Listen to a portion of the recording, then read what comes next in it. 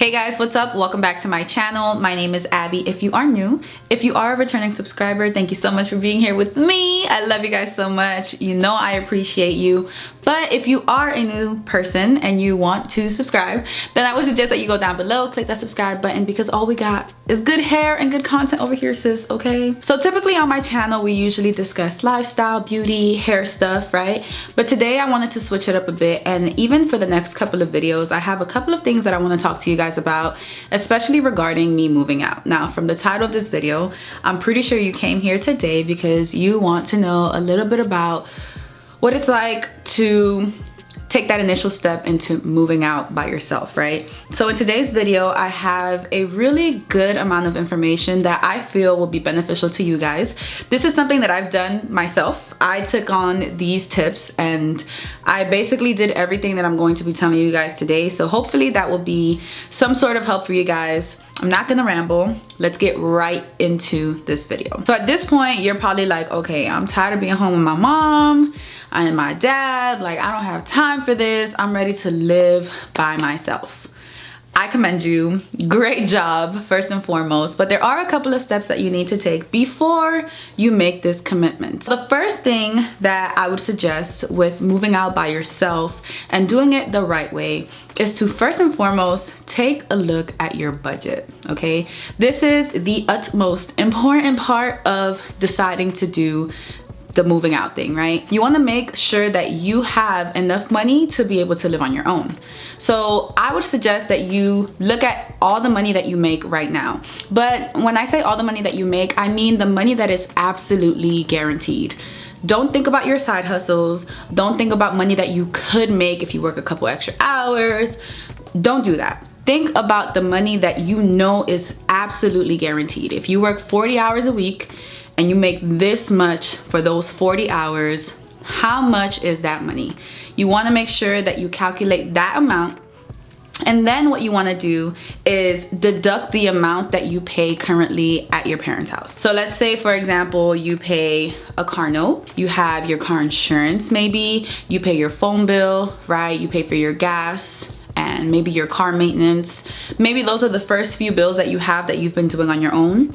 Go ahead and deduct those from the amount of money that you make. The next thing that you want to do is a little bit of research.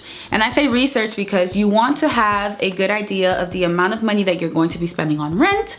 You're gonna wanna have an idea of how much you're gonna spend on renter's insurance, utilities, internet, any payments that you're gonna have to do on a monthly basis for your home, your apartment, wherever it is that you decide to stay. Get a good idea of how much that money will be, because you want to take that amount and you also want to deduct that from the amount of money that you make. Now, this is a good time to ask a lot of questions. I took so much advantage of the people that are around me to get information. So I would call my brothers, I would call my friends, anybody who was living in an area that I wanted to live in or who has been living on their own for quite some time. I would call them up or hit them up. Hey, what's good? Yo, I have a few questions. I'm trying to move out by myself. You know, I'm trying to get a good idea of what that lifestyle is like. And receiving that information really gave me a good idea, because I had no idea how much money I would possibly be spending on my light bill, for example. I had no idea about renter's insurance. I had no idea about a couple of things that I didn't know I needed once I lived on my own. It's super important to be able to have this idea and deduct this amount of money from the money that you currently make, because now you have a good foundation. You know how much money you have versus how much money you're going to be spending. But you also want to start deducting the amount of money that you spend on things that you do for your self-care, for example. Now, I'm a person that loves to do my nails. I like to do my lashes. I like to buy makeup. So any reoccurring things that you do on a bi-weekly basis or on a monthly basis that you know for sure you're not willing to give up, you also want to deduct these things from your monthly expenses. And I say that because they're a part of your bills now, right? So you have the amount of money that you're probably going to be spending on rent and everything else. You have the amount of money that you're going to be spending on yourself. And then the most important one is the amount of money that you are going to be spending for your savings, okay? I'm a huge advocate for saving. I believe that if you're going to be paying on a monthly basis for bills, utilities, and all that extra stuff, then you should also be able to pay yourself. At a minimum, I like to save at least $200 to $300 bi-weekly, and that's if I'm really struggling. But if I can save a little bit more, I save more, right? So you have your current bills, your future bills, and your saving. Once you have this number, right? Let's say, for example, you've deducted all of this from the amount of money that you make. If you are still in the positive range of money left over, then you are good, right? You should still be able to move out. But if that number is negative, you need to stay home with mommy and daddy and save some more money. And I say that because you don't want to live check to check, right? It's misery. If you're gonna move out to just be miserable, you're gonna have to crawl back into the same space that you didn't want to be in, which is mommy and daddy's house, right? So you wanna make sure that this number is not negative. If that's the case, you should be probably looking for new job opportunities, saving more money. You just need to wait. You need to wait until it's your time. You don't want to rush into this because it's a huge commitment, and it's an adult thing to do. Like, once you're out, the idea is that you don't come back home to mom and dad. Now, if that happens, granted, like, things happen, we understand that, but to do it the right way, you want to be prepared. So your next step that you want to do is start a savings plan. And I suggest this because moving out expenses, like to move into a new place, it costs, right? You have your security deposit, you have your first month of rent, you want to be able to buy furniture like your bed or maybe your couch, your TV, simple things, right? And there are a lot of miscellaneous expenses that you're going to have to deal with. My savings plan was putting away the amount of money that I thought I was going to be spending on a monthly basis on rent, utilities, and extra miscellaneous things. If I thought that my rent was going to be $1,200, I put away $1,200 every month. I also put away, let's say I thought my light bill was going to be $50 a month, I put away $50 every month on top of the $1,200 for my light bill. I just made it seem like if I was already living on my own financially. I took that money, put it away, act like it didn't exist, because it gave me a really good idea of what it was gonna really be like when I lived on my own. Now, if you're not 100% comfortable with doing that method of savings just yet, I have 2 other plans that you can do, or challenges per se, that you can try to do to be able to save money. Now, these 2 I've actually done on my own, and I find them to be super beneficial. The first is the 100 envelope savings plan, right? So basically you buy a pack of 100 envelopes and you number each envelope from 1 to 100.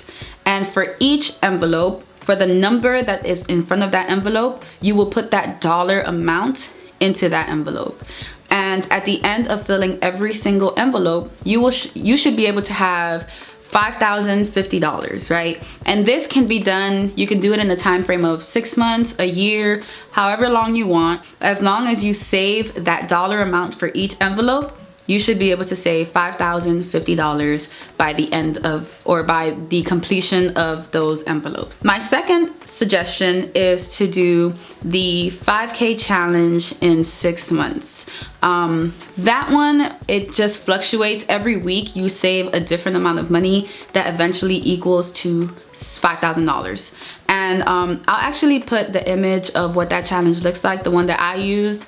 But I really liked using this one because I was putting away money every week, and because 1 week it was a larger number and 1 week it was a smaller number, it didn't feel like I was really putting away way too much money, right?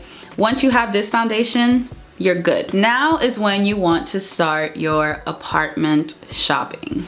Now, for this, you want to take your time. There's a lot of things that go into apartment shopping, but the first thing you want to think about is what your budget can afford. For this, I always suggest that you start small. I don't think that moving out into your first apartment should be like the most luxurious place you've ever been in, because you want to build on that experience. This is just my opinion and my experience. Start small. If all you can afford is a studio, move into a studio. If you can afford a 1-bedroom, move into that 1-bedroom. But really stick to your budget, or sometimes even go a little below your budget, right? Because that way you'll have enough money to save. You have a good idea of what it's like to live on your own. And then with this extra money that you saved, you know that next year when this lease is up, you can move into another apartment that has better amenities, better appliances, and it's just luxurious. It's a better place, right? I definitely went small. I knew I wanted to live somewhere nice. I knew I wanted to live in an apartment versus a studio or an efficiency, and I knew how much money I was willing to spend on a monthly basis. And with this, I was able to find the place that I have. So yeah, guys, I mean, I think that's pretty much it for my suggestions on how to move out the right way. You just want to be comfortable, you want to be safe, and you want to have a really good idea and foundation to moving out on your own. That's it. That's pretty much it. Please let me know in the comments below what other questions you guys have about living on your own, moving out, what that's like. Thank you so much for tuning in to today's video, and I will see you guys in my next one.